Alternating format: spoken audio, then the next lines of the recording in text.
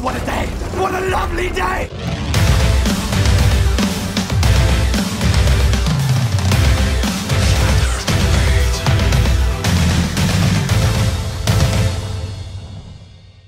Welcome to Flat Earth Debate. I'm your host Nathan Oakley, and if you are new to this channel or you've not done so already, be sure to subscribe and hit the bell notification icon to keep up to date with the Flat Earth Debate. If you'd like to support this channel, there is a super chat that runs alongside each of these shows while they're live. There's also a PayPal and crypto link in the info box below the video. Most importantly though, if you would like to join the discussion, simply mute the page you are currently watching, then click the link in the info box below this video to join the panel and express your views on the shape of the Earth. If you do join, please don't swear. If you do, you'll be ejected, and if you are, please don't try to rejoin the stream using sock accounts. You'll be warmly welcomed back on the next stream. Please also share the show on social media. Sharing the show obviously increases the live audience, but this in turn increases the chances of a more diverse panel. So please share the show on Facebook, Instagram and Twitter. And one last time, if you're new to the channel or you've not done so already, be sure to subscribe and hit the bell notification icon to keep up to date with the Flat Earth Debate. Now we are joined by Jose, Arwin, Ranty Flat Earth and Sleeping Warrior. Good to have you all. Good afternoon. Woohoo! Good to be here. Hello, hello. Hello. A couple of days off for Christmas. Good to be back though. Not exactly a massive break. Recharge the batteries, Nathan. Recharge the batteries in my kid's drivable Audi with one-wheel electric drive. Nathan, I've got to be honest. I was wandering aimlessly around the living room reciting back housekeeping when there was no show. I didn't know what to do with myself. That's really sad. Any signs of curvature? Yeah. Molten iron core, molten iron core. I was like one of those, you know, one of those children that you see in the cots in like third world countries where they're just rocking it forward and backwards for no apparent reason. That's what I was doing. So, Riley, you didn't actually put the housekeeping questions in the tree, like separate balls with housekeeping questions. I was just rocking backwards and forwards, going gravity, curvature. I couldn't stop myself. Yeah, you want to slip them into next year's Christmas crackers. Any signs of curvature? Yeah, it's right here in this ball. Yeah, they make excellent Christmas cracker. Rotation. That's this ball. Christmas cracker inserts. So you pull the cracker and you pull out the thing and it says, "How can you have gas pressure without a container?" Exactly. That's the joke. Exactly. That could be for next year, Nathan. You could make some. Do you know, that gives me an excellent idea. Yeah. That gives me an excellent idea. What we should do is we should get the housekeeping questions right. We should contact one of those, you know, those Chinese cookie things. That, when you get a Chinese and they have those little things that you break open and there's like a proverb inside. We should get them to put the housekeeping questions in there. That would be wicked. No. We need a calendar, you know, a funky drawn calendar where you open up a window and there's a message or a gift behind it. That's what this would be perfect Or an advent calendar where they normally put chocolate, you get a housekeeping question. Yeah, or both of them. I have a better idea. Speaking of chocolate, Hey, I have a better idea. Good morning, Seriously. guys. I was Good thinking morning about to you this. too.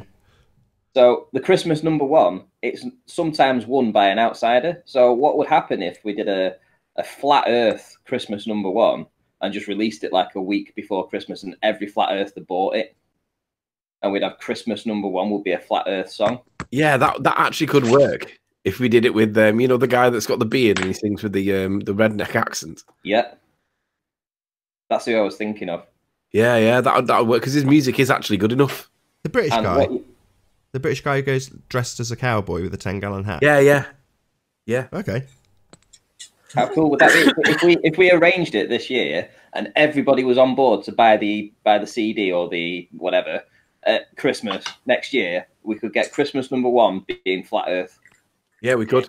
It has to be good though if you're gonna actually sell it to everyone. Yeah, but it's Oh, music. it is good. Good. Okay. Well, of course it will be. My little grey hair is turning. Hey, Nathan. Hey, Anthony. Got a quick question for you. Go on. You know, if you were in the state of Denver, it's known as the Mile High City, right? Is everyone familiar with the reference? Denver is the Mile High City. No, but I am now. Yeah. Yeah, I am. Yeah, so if you're a mile higher than everybody else on the Earth because you're in this mile-high city, doesn't it make logical and reasonable sense to if you were to do curve calculations and you're a mile higher than everybody else, wouldn't it make sense to make the radius of the Earth a mile bigger to compensate for the extra elevation that you've got that nobody else has? Absolutely, because if you were to only use the standard radius value, then you'd put yourself at a mile high. And obviously they take their tangent at the sea level point where they're getting their angle for the leading edge of the curve they say we have that we don't ever see. Well, unfortunately, that's not the case. If you're a mile high, there's still a mile high of ground in front of you. You're not at elevation with nothing in front of you. The ground still obscures your view all around you because it's all at a mile high. I just thought I'd drop that one in before we do housekeeping. We can come back to it at some point later. Yay, housekeeping. Woo! Yay, housekeeping. Any signs of curvature? None. Nope. There's definitely none in Denver either. Chocolate, Jose, Arwin, Ranty? No. No, I didn't get any curvature for Christmas, so no. I tried. I went out on Christmas Eve. I did. I was full of plenty of curvature, but none of the Earth-based variety. Did you get cold, Chocolate? Right. Chocolate, No, did you get cold? I didn't get cold either, no. I got be a cold. Christmas song in there. All I want for Christmas is curve. That's all I wanted. That's all I asked A great for. Nobody new gave it to me. Christmas classic song. What about axial All I rotation? want for Any signs of Christmas axial rotation is of the Earth-based curvature. variety, just for Ranty? Yes, sorry, what? Any signs of axial rotation of the Earth-based variety as you're on the panel, Ranty? And you tell us about the curvature of things we don't want to know about. No. Can't No, the say axial rotation. no. Say no. Nope. No. Swiftly Stationary. moving on then. Any signs of the distance to the sun? There is no. No. I reckon Rumpus got coal for Christmas. Coal? Coal, yeah. Why? Because he's been a bad boy. Yeah. Is he still having that nasty cold that makes him unable to respond to anything, really? Oh, no. Not to do his videos, not to finish his website, not to make his presentations, not to do anything pretty much but rumpus. No, it's not that type of cold. It's the type of cold that affects only one specific observation that can't be modelled. Oh! I think I might have that cold he's got, though. It's bloody killing me. It's a very specific cold. Scottish flu, that's what it is. That's what I got 2 weeks ago. I still haven't shifted it.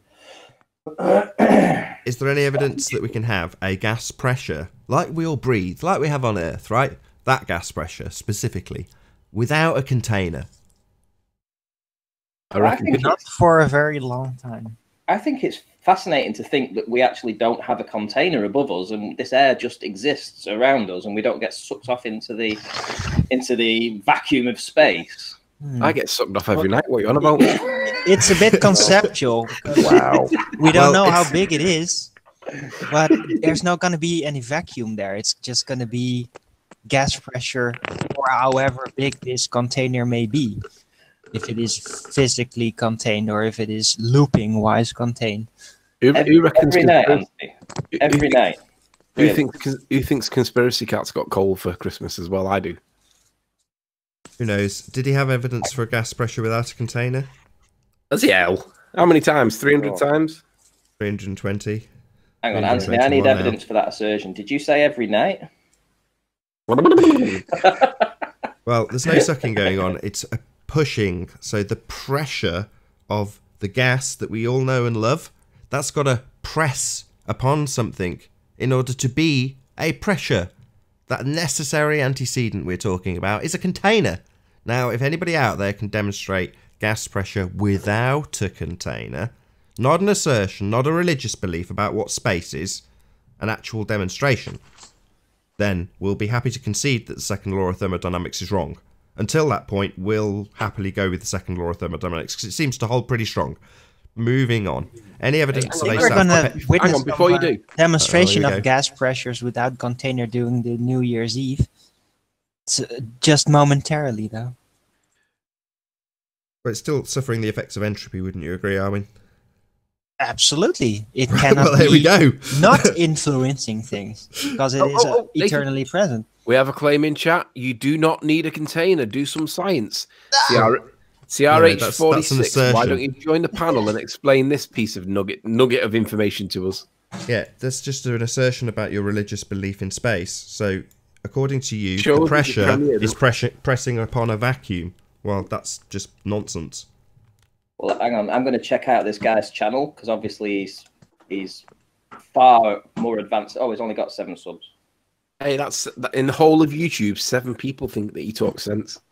Anyway, moving on. Any evidence of a self-perpetuating molten iron core at the centre of a presupposed spherical Earth? No. Really? Not at all. Yeah, let me get this in. Paul White was premiering on one of your premiere shows, and it was the one where I was taking issue with how do you prove whether a vacuum sucks or whether a pressure pushes.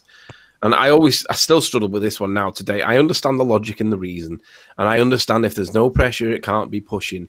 But the issue is with that one is causation. But anyway, I digress. How many times did Paul Voigt in that conversation say, "You get the pressure, Anthony, from put the pressure on the walls of the container"? He said it about 8 times. It's like, oh my God, how relevant is that now? Classic. I heard that. Did you like those choices of shows over Christmas? I thought they were excellent, Nathan, especially the day's Christmas Day work one. to get them together, so it wasn't, it wasn't difficult, but it was time-consuming to make sure that everyone was entertained, and I even watched them. I was very entertained. Anyway, moving on. I watched Liverpool batter Newcastle instead. Yeah, moving on. Any scientific evidence of gravity? No. No. Lots of aberration, very suggestive of a unified force, but no way to vary it. No actual tangible evidence. Lots of evidence to suggest a unified force, did you say? Yeah. Suggesting. Can we see not this evidence? proving. That's the whole thing. Can we see some evidence that's We've went through all of this for more than a year. You know every single detail that I have to share with the you. word force that I was interested in. Suggest. Yeah, but it's apparent. You didn't listen to the actual words in front. It's apparent. It's suggestive. Okay. But it can't actually be proven. Okay, That's I'll suggest an that aberration. It's the suggestion without the proof to actually back up that suggestion. I'll suggest that there's not actually a force there then. A what? A force.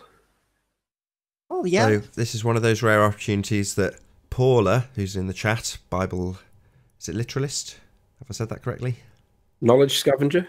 Yeah, knowledge scavenger, basically. It'd be great if you could join, because obviously it's that time of year, and you're the most knowledgeable person I know on the subject of Christianity. And this is very much a Christian holiday that we've just had. So if you can join, obviously it's very early in the morning, I don't mind if you don't. That's perfectly reasonable and acceptable, given that it's probably about 6 a.m. there. Yeah, anyway, let's move on to the last house. We just need your voice. Say again? I say we don't need her to come on cam. She can just come on with a voice. Oh, no pressure.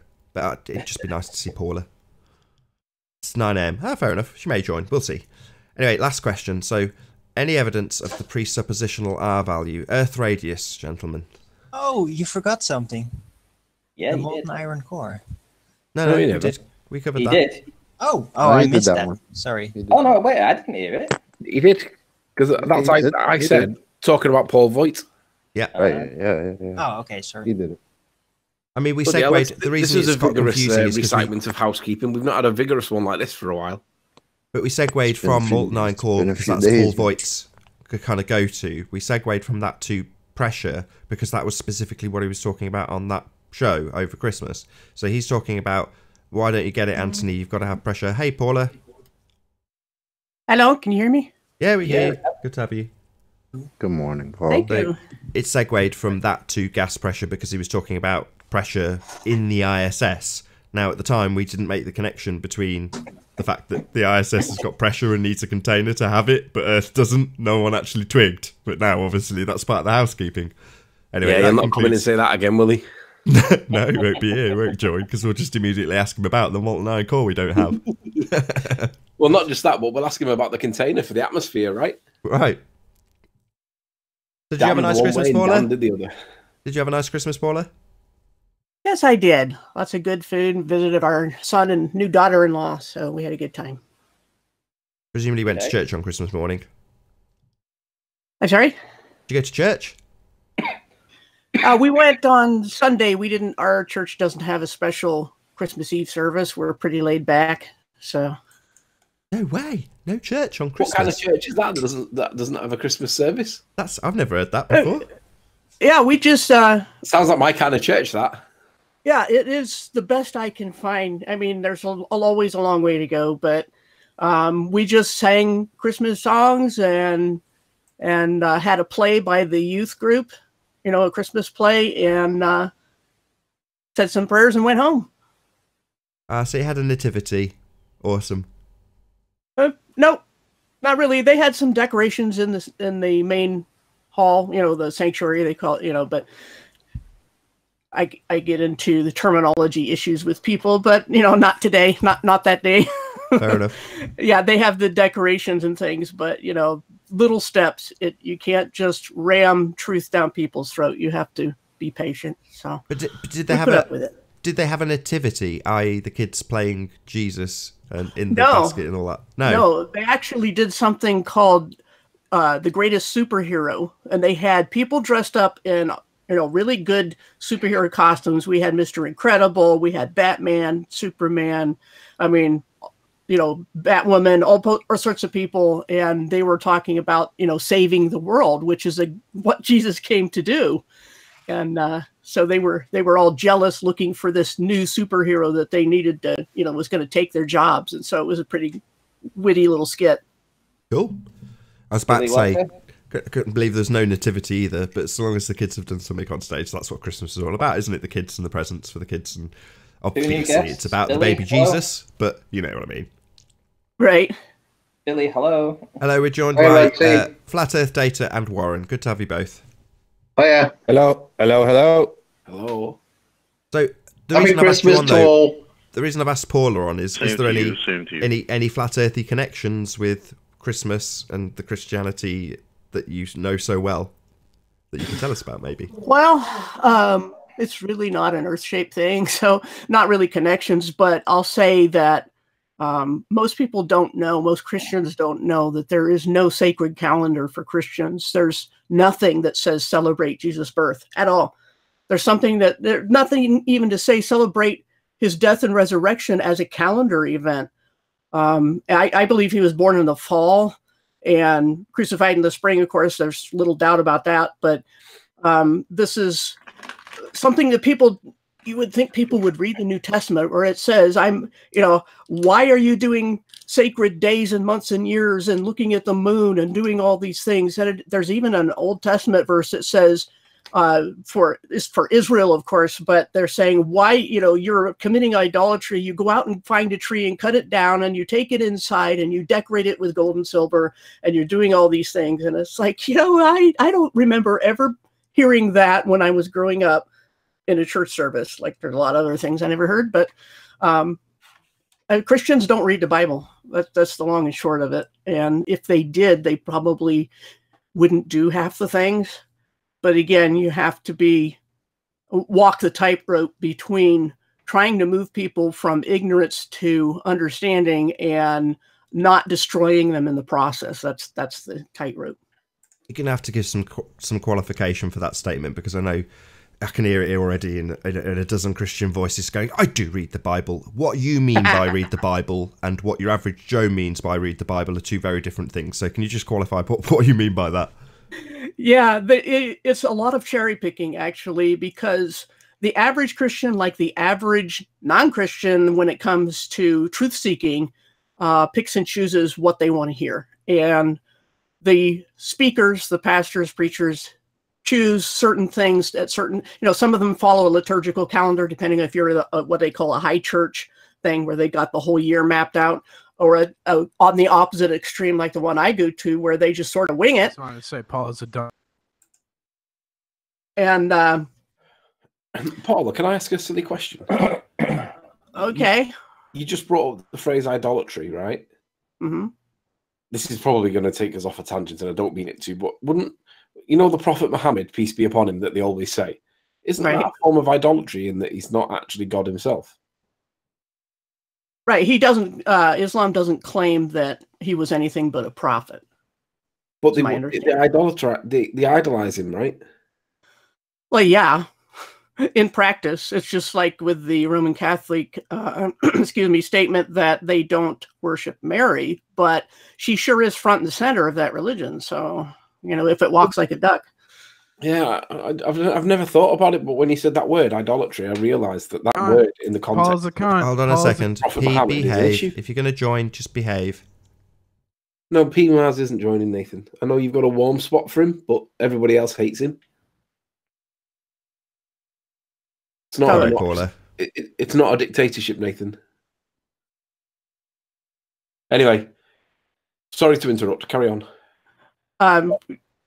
What were you saying just then about after we talked about Catholicism with Mary and Islam with the Prophet Muhammad seem to idolize these people, and doesn't it explicitly state in the Quran that you shouldn't idolize anything? I'm not as familiar with the Quran. I did read it back in like 2002, but I haven't gone back to it since, so I'm really no expert on it. I will say. Neither am I.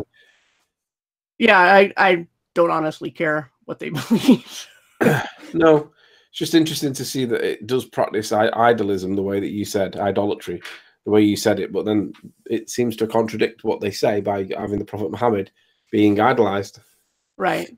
There's always a dancing around terms and semantics that people use, but it's not, again, it's not necessarily the religion causing that, it's human nature causing that, because we know people can do that on any topic, that they will turn terms to their advantage when they can and to someone else's disadvantage, and protect whatever it is they hold dear. That's human nature.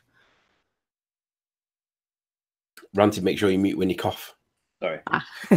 I think the Bible is very interesting in a respect that I believe it's full of history, real history. You know, I mean, when they talk about things, events that have happened in the past, I think at the time they were definitely fables that were handed down from their ancestors and then written down by somebody, you know, to record this information. I definitely think it is a history book, for sure. Right. And it isn't as cut and dried as Christians would like, but it's also not as bad and evil intent as non-Christians would like. There's a truth between the two extremes, as always. And when it comes to the Bible, I can't think, when it comes to consistently applying a method of determining true and false, which it brings up a little pet peeve of mine that people say, let's seek truth, but then they get mad at you if you find it. You know, if you say you found it. But when it comes to, if you have a consistent way, whatever you choose, and apply it consistently, and you use this on the Bible like you would use it on any other ancient text, I think the Bible has unprecedented support. Obviously I do, but by standards that you could use on any ancient text. And what I find that bothers me is not that people don't like the Bible, but that they use a double standard against it. And they will, for example, pick up a Gnostic gospel, say the Gospel of Thomas, and say, this is the truth, this is the truth. They don't investigate, they don't put it under the spotlight. Whereas the Bible, no matter how much evidence you supply, they will say, this is you know, false, this is a psyop. And I find that level of disconnect between one's stated intention of truth seeking and one's actual practice really disturbing. But yeah, the Bible is, as far as anybody can tell, does not contradict history. Whether it's actual history or not cannot be objectively proved, but nobody can prove that it is anti-historical, that it's falsehoods. And that's something that I've investigated since my teens. I mean, that's 45 years ago. So I think that if something is true, that it should be heavily relentlessly questioned, because if it's true, it will stand up. And that's my experience, at least with 45 years of Bible study. I think it stands up. At the risk of going off on too much of a biblical or religious context, and I don't mean to, but the figure that is commonly referred to as Jesus Christ, would you agree that there is too much evidence to support the idea that he actually physically existed, regardless of whether he turned fishes and loaves into whatever. What I mean is the person, Christ, that fact, would you agree that there's enough evidence to suggest that some bloke did roam the earth by that name at that time? Would you agree with that? Yes. Even Wikipedia, which is not any kind of inclined to support Christianity, they admit, they say, and if you can, they give the link so you can check it out, that the bulk of scholars agree that someone named Christus was baptized by John in the Jordan River and sentenced to death by Pilate, the Roman governor Pilate. So yes, I believe it's indisputable that he actually existed. And those two events, of course, are what the Bible gives detail about. So again, there's no conflict with secular evidence. I do agree. I do agree. But the reason why I asked that question is when you try and cross-reference whether Eratosthenes existed, there is zero references to that bloke apart from within the context of heliocentrism. Nobody references him anywhere. Yet everybody accepts that he existed. And a lot of these ballers challenge whether Christ existed.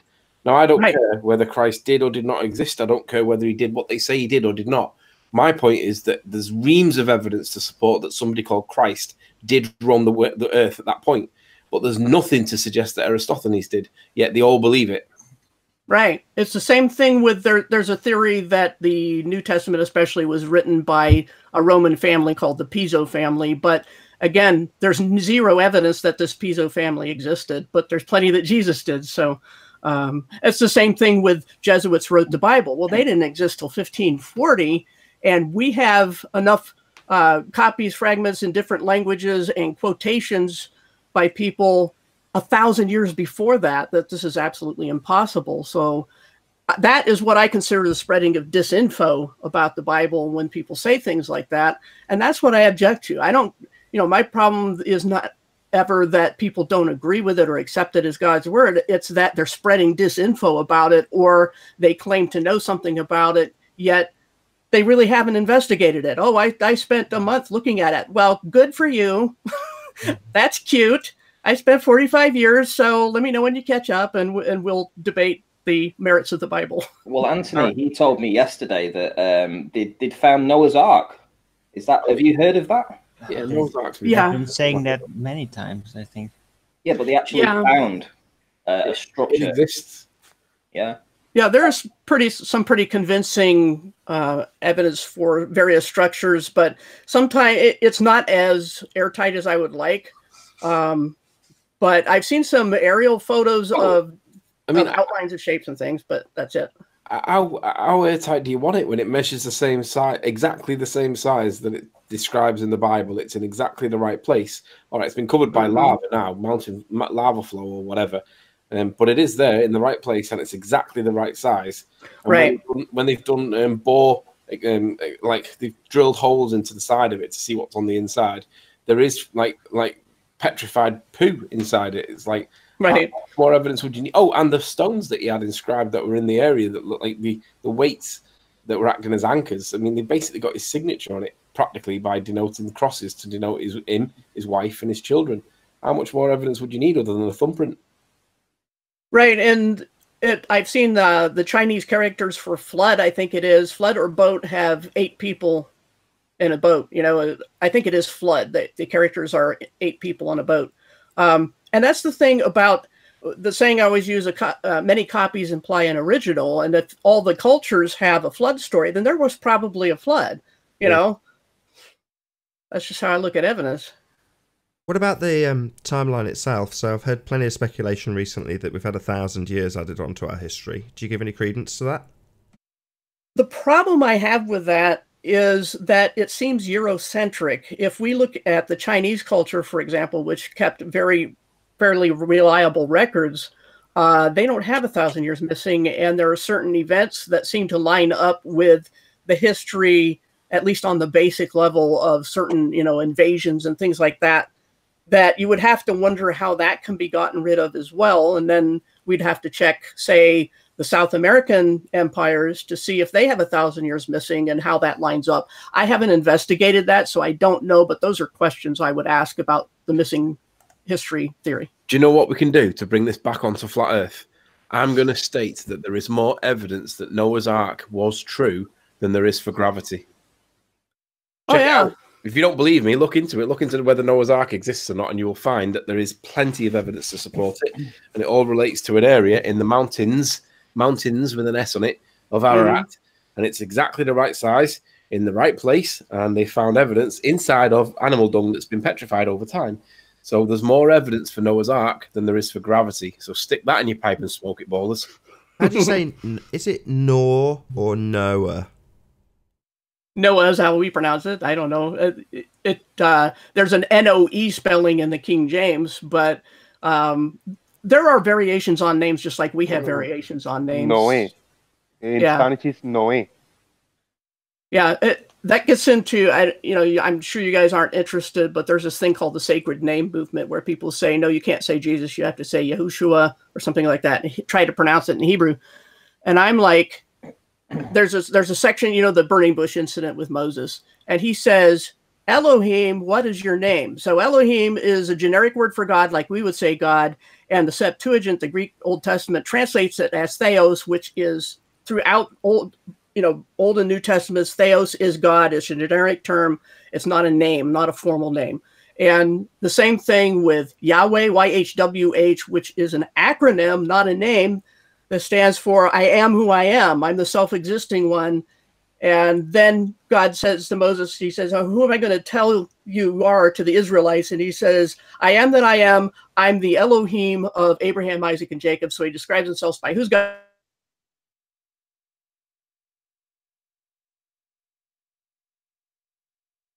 Language, because even most Christians don't understand translation and language differences and how names can change. Look at Zeus and Jupiter in Greek and Roman theology. Same God, same deity, very different names that don't connect at all linguistically.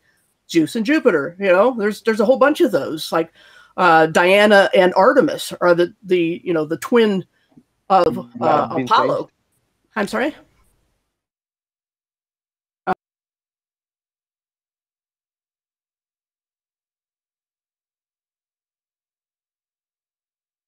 Might have been changed, not necessarily written by the Jesuits, but it might have been changed somewhere, somehow. No, because first of all, the theory of changing presumes to know what it used to be, and that's a big presumption to start with. So how can anyone prove it's been changed? As far as anybody monkeying with the text, there are instances of that I document on my website where I say, here's the change, here's the change, here's the change. And the problem is that if somebody wants to say the whole Bible was changed or a large portion was, I want them to show me the evidence that shows that something was inserted or something was not, written in a way that existed at the time it was supposed to be written, and so forth. Hard evidence, as much as anyone can do with an ancient text. And there are methods by which this happens. And they're the same methods used for secular text, any kind of ancient text, the Greek, classics or whatever. But as far as changing its message or what was the real true story, it's all speculation. And the critics of the Bible who say it has been changed need to be very specific. What was changed? When was it changed? Who changed it? And why? And they don't do that. Well, the problem with the Bible, because of all the different versions, do you understand the reason why there's so many versions? Oh, yeah. And what do you want to do, hon? I'm sorry? Versions are translations, okay? So the thing with the Bible, people will say it's like what we call, at least in the U.S., the telephone game. We can go to the second person in line every time. And that's why the telephone game argument doesn't work, because we don't have to rely on translations. We can go to at least fairly ancient Hebrew text, although we don't have much of the Paleo-Hebrew that existed originally for the Old Testament. We do have the Septuagint and the Syriac and some other translations of the Bible a couple hundred years before Christ that we can look at. One of the main reasons for why there's so many different variations on the Bible is because to get your PhD in theology, you have to do a publication, but it counts as a publication if you rewrite the Bible in such a way that it doesn't foul copyrights. In other words, change the meaning of words, change the adjectives enough so that it doesn't foul copyrights. That counts as a publication. So therefore, you get your theology doctorate by revamping the Bible, which is it's a shortcut to get your doctorate, and it really muddies waters, but it satisfies the definition for a publication, and that's why there's so many. That's one of the reasons why there's so many, and I find that to be abhorrent. Well, I don't think that's the primary motivation, though. I think maybe not. It is abused. No, yeah, I think they can take things out of context. Just one word difference, saying from an I to them or something like that. Just changing one little phrase can make a massive difference to an entire story. Absolutely. I did my own New Testament just as a study tool. And this is the problem with you can put in English or whatever, for example, you can completely change the meaning of a passage with a comma, and that's the problem. Even if you don't know the original languages, the best thing you could do is take a translation from each of the different denominations and compare them, because they'll each have different biases and they'll each have different places where they change something. And that's how I would say an entry-level cross-checking of the different translations. But there are some that we found that even go back to, there's this thing called the United Bible Societies that is supposed to guard the integrity of the original language documents, like Greek and Hebrew. And they have not been above trying to change some things, like changing the Apostle Junia, a woman, into a man's name, just because they didn't think women should be apostles, even though the Bible said there were. And they changed it and left it there for 50 years and then quietly changed it back. And they broke all their own rules to do both changes. They had no attestation, no evidence to back it up. The masculine form of the name didn't exist till the Middle Ages. And so, yeah, that stuff goes on. But the difference is that at least those of us who really care about the Bible will actually find the spots where they did it and back it up with evidence and saying this is how, when, and why, and who changed it. Whereas people who just want to dismiss the whole Bible will say it's all been changed, and they just want to. It's a just so story. You know what I mean? Yeah. Yes, agreed. But if there was such a thing as the Ark as in the Bible, and it was steered by Noah and it was directed by God, then that's just evidence to prove that God was a psycho. I'm not sure I understand your question. Well, he wiped out everything on Earth apart from a few people on a boat. Yeah, but if everybody on Earth were globalists, morons like half the people in chat, I'd wipe out them all as well, to be honest. Yeah, I mean, look at this is a great point to bring up, because look at what the Flat Earth community wants. They want the powers that be to fall, right? So what if God did that once? People are mad at him for it. They think God killed millions and billions of people. Well, duh, you'd do the same thing, because, not you personally, but, the flat earthers who say, why don't we get rid of the powers that be? Well, God did that once. He did a reset. And he's done it more than mad at him. He's done it more than once. There's evidence that we are at least the 6th civilization here, probably the 7th. There's individual... You're more of a psycho. Just take out the bad people.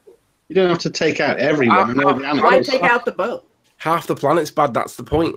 It's allowed people to spout nonsense, to indoctrinate other people that get extremist. If you look at Jeremy, for example, look at Rumpus. These are the bad people that we are talking about. They are literally lying to humanity right before they're pissing in your face, and you don't realize it. No, 90% of people are just stupid. You got about 5% that need taken out, not 90%. Well, 90% are just a bit stupid. Put it this way, I could understand God wiping out civilization and starting again if the civilization that we actually have is as bad as what it actually is. I can totally understand that.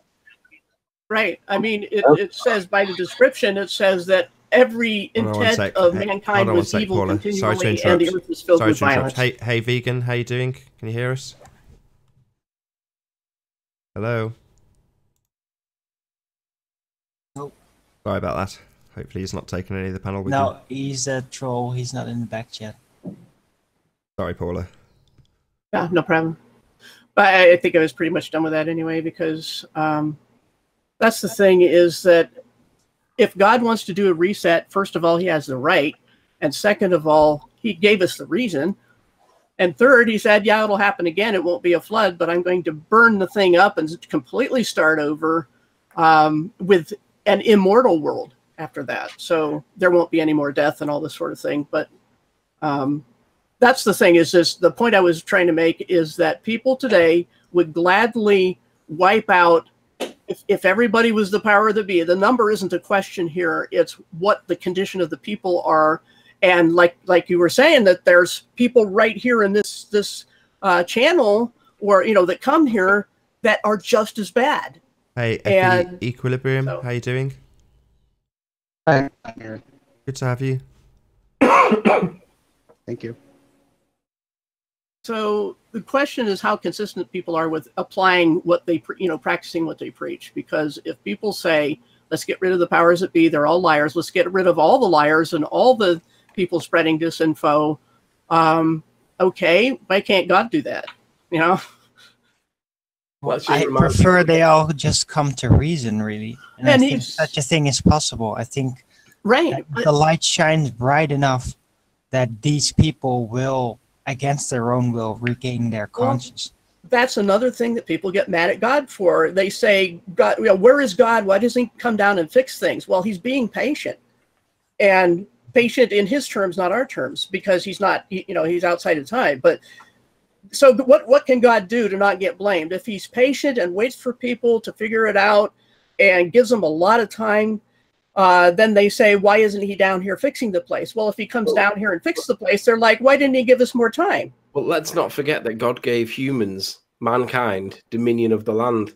That means that we have control of the land. That doesn't include the waters, that doesn't include the skies, but we have dominion over the land.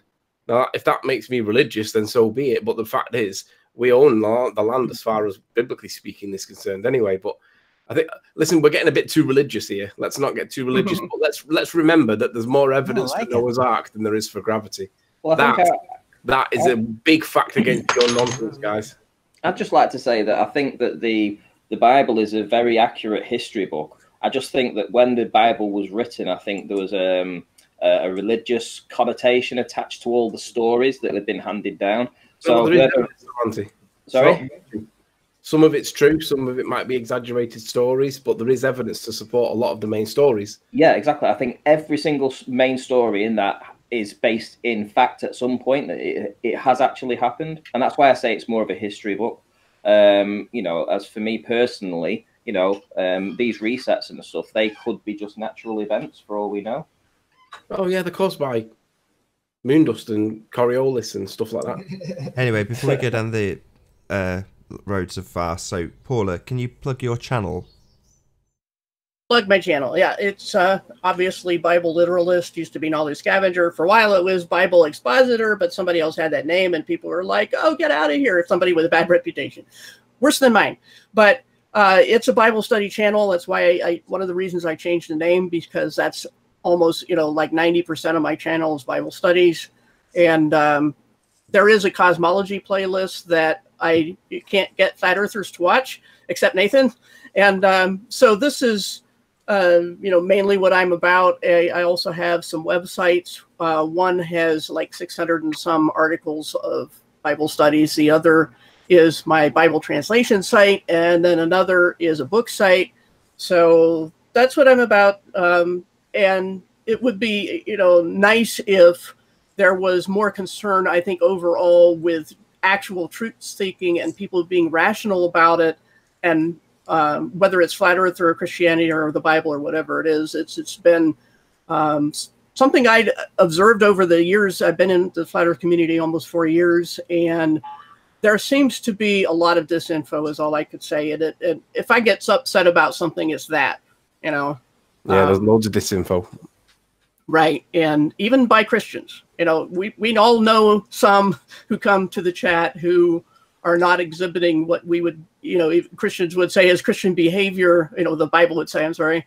And I can't herd the cats. I can't make them do anything or believe anything. That's not how this works. I'm not interested in controlling other Christians. And so I disavow my, any poor behavior on their behalf. I'm only responsible for my own.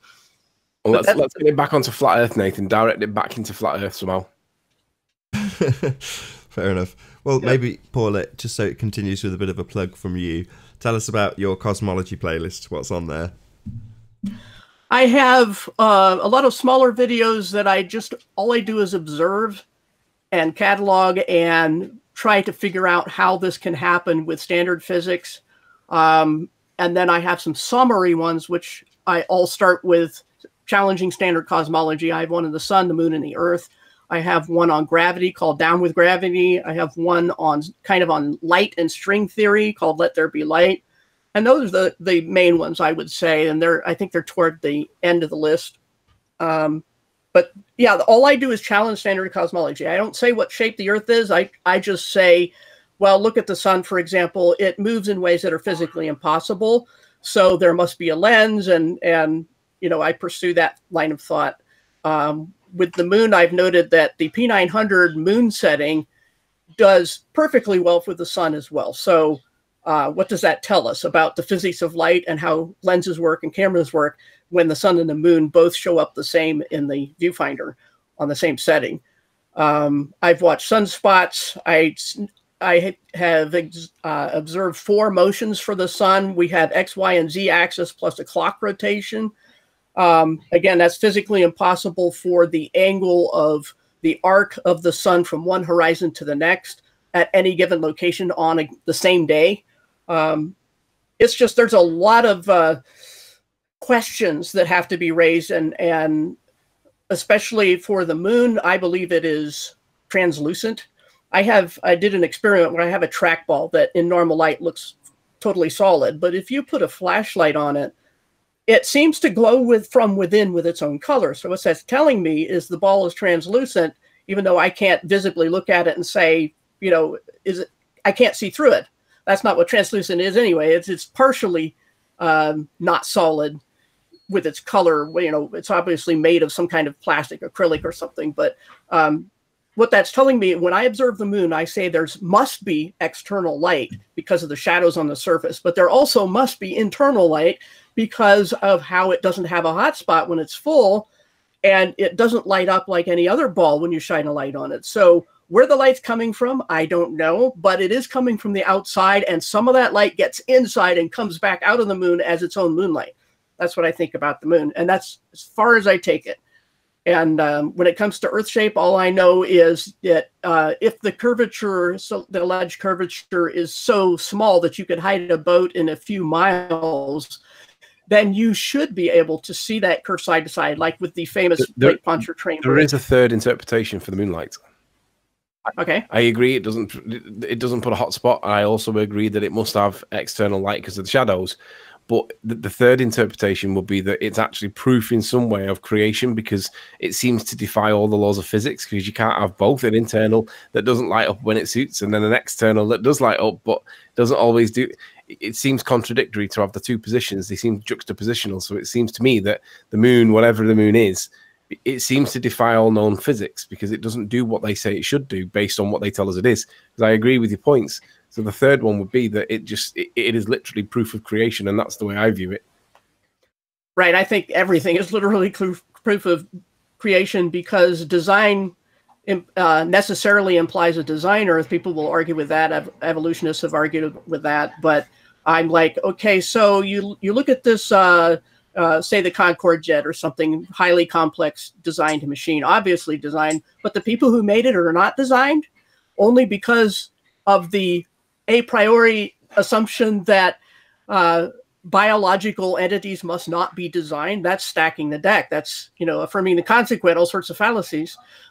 So biology, the more it's been studied, is extremely complex. We have little machines, you know, anything with a flagellum has a motor, a rotary motor, self-replicating cells, you know, incredible chemical factories going on in just biology. And then we have interdependent things like bees and flowers. How did that evolve side by side perfectly for billions of years? It just stretches credulity to the point of absurdity. And it is flawed, but I have, you know, the Bible tells why, but it still works in spite of its flaws for the most part. Yeah, people get diseases. Well, there are, you know, the Bible tells us why that is. And So those are not arguments against design at all. I think it's the burden of proof is on naturalism, which I have described as like using a body thermometer to measure an oven temperature. You know, the evolutionist will say, the anti-designist will say, well, the oven never gets above 105 degrees, when obviously you can burn yourself by touching it. Whereas a realist, a rational person will say, we've got the wrong scale. It has to be hotter than our scale works, so we need a different one. And so when they do things like radiometric dating, they stack the deck. They presuppose long ages, and they get exactly what they expected because it's a self-fulfilling prophecy. And they're misinterpreting the data because they're using the wrong tool a lot of times. Like radiometric dating or carbon dating is very limited to a few thousand years. And when they try to use it on something older, or they come across something like viable blood cells in dinosaur bone marrow, they fudge the theory to work around it, just like they do with Big Bang and everything else. They bypass the theory, which means it's not falsifiable, which means it's not scientific. Yeah. But they don't want to hear that. Right on. Well, we need to get it back on Flat Earth, Nathan. Well, I was kind of doing science there, you know. Well, I know. Yeah, I mean, in terms of there are some very strong parallels between the two in terms of how you would debunk the affirming the consequent formal logical fallacy, and even its dirty little sister denying the antecedent, which we don't get a great deal in Flat Earth, but you certainly get. Hello, Tommy. Hey.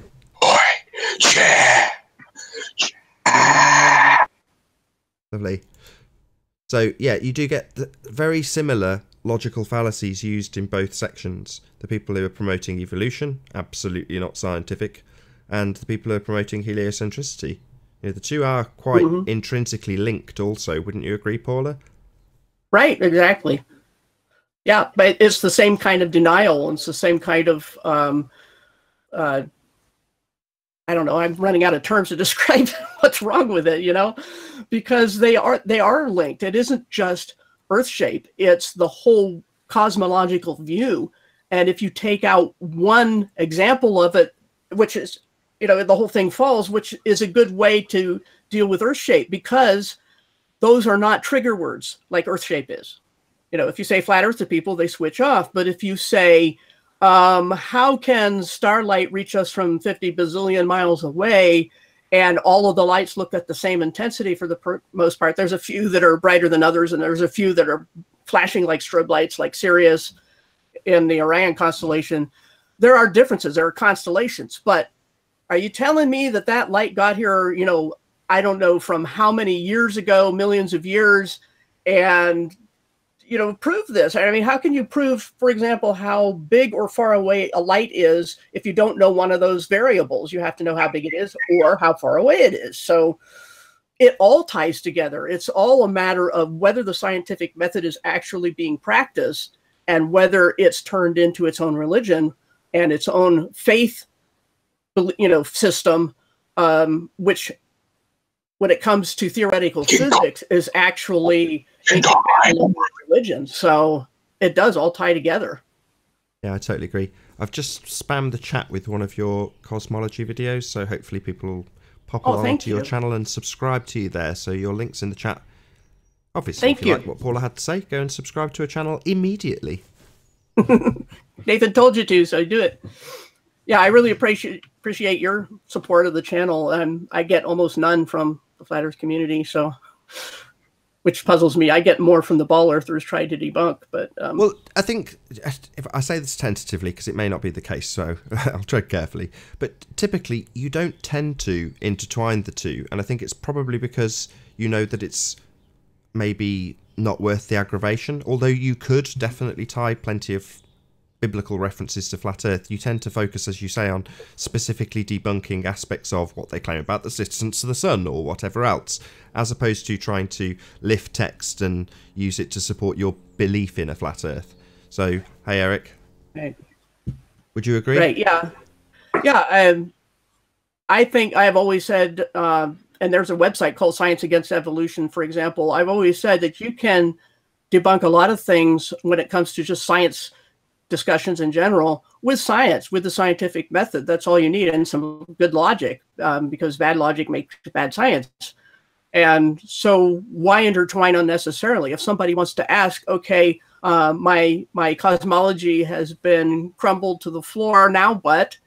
And I'll tell them what I think it is, and then they'll say, well, how did this come about? And then I'll tell them who I think made it, who the designer is. But again, you don't want to start with the wrong question and jump ahead to something that you could have brought someone to, but instead you got impatient. And each person's an individual. Any kind of spreading a message, and I've said, for years, there's a strong parallels between the flat Earth community's progression and Christianity's progression. This is all familiar territory to me because there are evangelists, there are people, putting up billboards, handing out tracts, and you don't know so far whether I'm talking about religion or flat Earth. Right. They're having conferences. We've done that. There's try to police what other people say is flat Earth belief. So we have denominations. We have all the aspects of a religious progression, and to be fair, so do the ball earthers. They do the same thing. They have the media. They have a lock on evangelism and indoctrination. That's what the public schools are. And so, we've been down this road. It doesn't surprise me at all. It's just like the reason I slid so easily into considering flat Earth is because I was always a young Earth creationist and always outside the box, and always looking to figure out what is an undisputed fact and then applying it. Because if we try to do both at the same time, then you lose one person or another, or you never find the truth because you've mixed things too soon.